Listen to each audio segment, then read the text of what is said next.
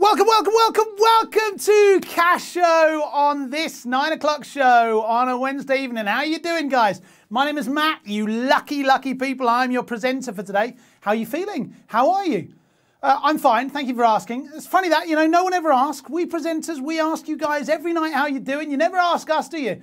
I'm actually doing absolutely fine. You know why? Because my boss D has just given me another £1,000 and it's my enough. All you got to do is answer a couple of questions and you can split it. All you got to split it. Before we get back on, I just want Webster, you wrote to us on Facebook. You had a question, like a technical question, that the money hadn't updated. Don't worry, we're looking into it and we'll see if we can get that sorted as quickly as we can. Speaking of Facebook, those of you who are already on our account, it's Cash Show UK. Check it out because we asked a particularly important question today. We've already had tons of response, but we'd love to hear from as many of you as possible because we're thinking of maybe moving the times of the shows and we want to get it absolutely right just for you guys. So check out the question, let us know what time suits you best, and we'll try and keep as many people happy as possible. All right, a couple of shout outs. Bino150, you were first. Respect to you, mate. Matt4313. Daryl wanted a shout out for John Cresswell, who was the biggest Birmingham City fan in the world. Apparently, well, not even apparently. Birmingham not having the greatest season, are they, brother? Sorry about that. Shout out to Vicky Blaze. Carney wanted to shout out for Vicky, his wife, who is having a baby or has just had a baby, I'm not quite sure, and the baby is called Clive. I'm not sure if that's a wind-up or if that's the baby's real name. Either way, congratulations to you guys. Haley5677 from Oxford University. Nice to see that we have a couple of intellectuals playing. Kaylee wanted a shout out for Yvonne, who is also expecting a baby. Apparently it's in the air at the moment. Yes, Tomo, to answer your question, this is legit. I've got £1,000 that we're going to give to you guys if you answer a few questions correctly today. Costs you nothing. Poppy Tidy wanted a shout out for Lily, who's writing her first GCSE exam tomorrow. And Sammy2333 is a first timer. Welcome, Sammy. Welcome everybody else to this quiz show tonight. There are 12 questions. And I'm going to see if I can split £1,000 for you guys. I think that's about it. All the best of luck. Let's go.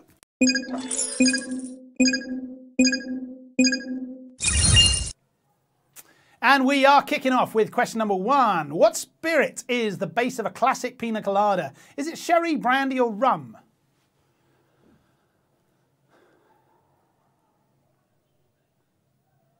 And we have started this question today with 17,000 players. Let's see how many of you can get through to question 12.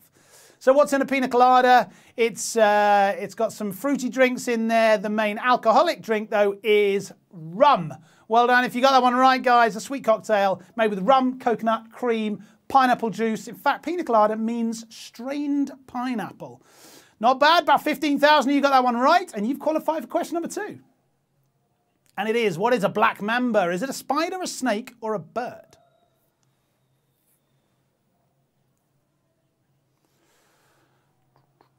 A black mamba is actually a very venomous animal. If it were to bite a human, the human would collapse within 45 minutes and maybe even die within 15 hours if not treated. There are some venomous spiders out there in the world, but this one is a snake. The black mamba is a highly venomous snake. Endemic to parts of sub-Saharan Africa. Well done. You don't want to get bitten by that baby, do you? What do you think? Shall we play question number 3? All right, then. Question number 3. A boat called the Ragdoll appeared in which kids' TV show? Was it Tots TV, Brum, or Rosie and Jim? All right, Tots TV had some sort of little puppets in it. They were called Tilly, Tom, and Tiny. Brum was about a little car, if you remember that right. I used to watch that. But the answer we're looking for here is Rosie and Jim.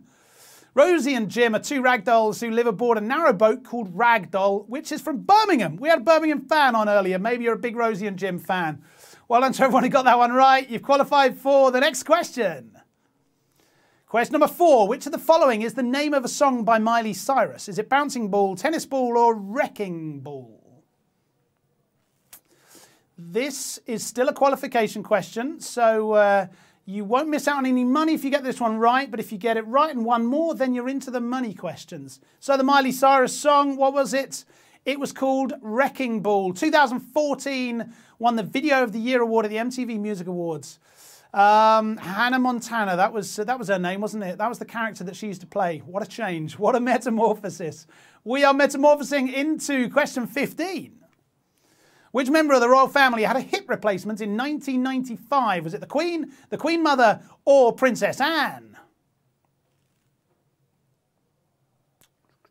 Okay, this is the last question before the money, guys. So you want to get this one right so that you can try and split the cash. Who was the last royal member of, I beg your pardon, who was the last royal family member? It was the Queen Mother. That is correct. 8,080 of you got that one correct. We started with 17,000. We've got 14,000 people still watching, but 8,000 of you got that one correct. And you have qualified for question number 6. Which TV sitcom features Jay and Gloria Pritchett? Is it Modern Family, Parks and Recreation, or Seinfeld?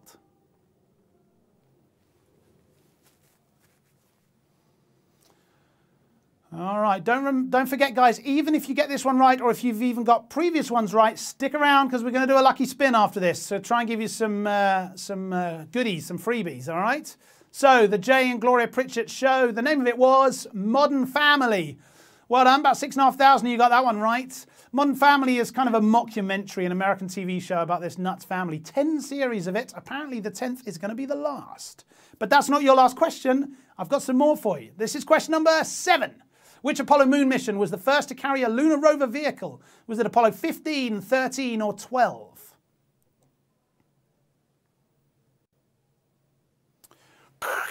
Houston, we have a problem. That was Apollo 13. That was the Tom Hanks film based on a true story. Apollo 12 was the second moon landing. That was Charles Conrad and Alan Bean landing on the moon. But the answer to this question is Apollo 15. 26th of July, 1971. NASA called it the most successful manned flight ever achieved. Pretty impressive. That was a pretty brutal question. We lost a couple of thousand of you. We've got just over 2,500 of you left. You split 100 quid, guys. You've qualified for question number 8.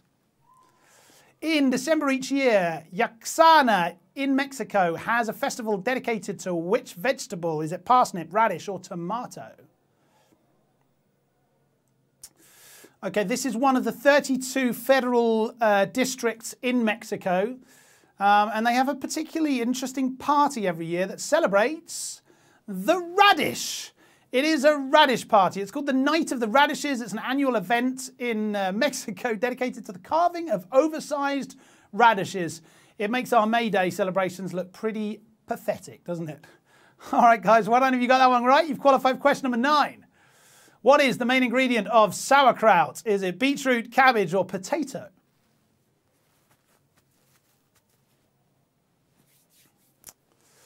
Sauerkraut, German food, making it's a bit of a trend food, isn't it? Particularly down south at the moment. I know in London you can pick up a bratwurst on pretty much every corner. You don't get much sauerkraut, but the Germans love it. It is boiled cabbage. Trust me, it sounds better than it sounds. I guess that's probably one of the reasons why some people call Germans Krauts. It's kind of their nickname. Because they like eating pickled, boiled, fermented cabbage. Sounds delicious. Congratulations to everyone who got that one right. You've qualified for question number 10.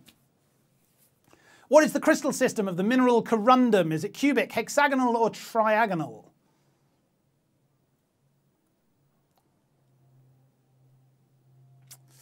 Okay, for those of you who don't know, corundum is a very hard metal. It's a metal containing iron, titanium, chromium, and it has a particularly unique crystal system. It has a hexagonal crystal system. The mineral twice as hard as topaz, according to the Mohs scale. The Mohs scale is the scale that we use to compare how hard rock is. Well done. Quite a few of you got that one right. I am impressed that you guys clearly know your Mohs scales.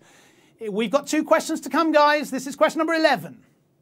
Which of these is considered to have been the first book printed in England and in English? Aesop's Fables, the Book of Haws, or the Canterbury Tales? All right. Aesop's Tales was a Greek book. Canterbury Tales was an English book. What we're interested here is the kind of times when printing was introduced into Britain.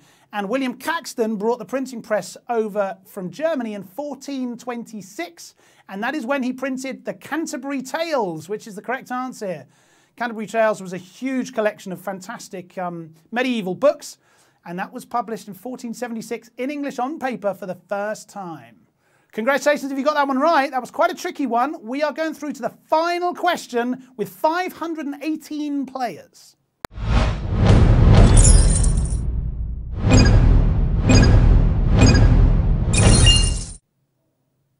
Good luck, everybody. This is question number 12. Which of these is the deepest cave in the world known today? Is it the YFTUBR cave? Is it the YFTUBR cave or the Sama cave? Okay, YFTUBR cave is in Russia. YFTUBR cave also. I've got a caveman joke, a cave joke. Do you want a cave joke?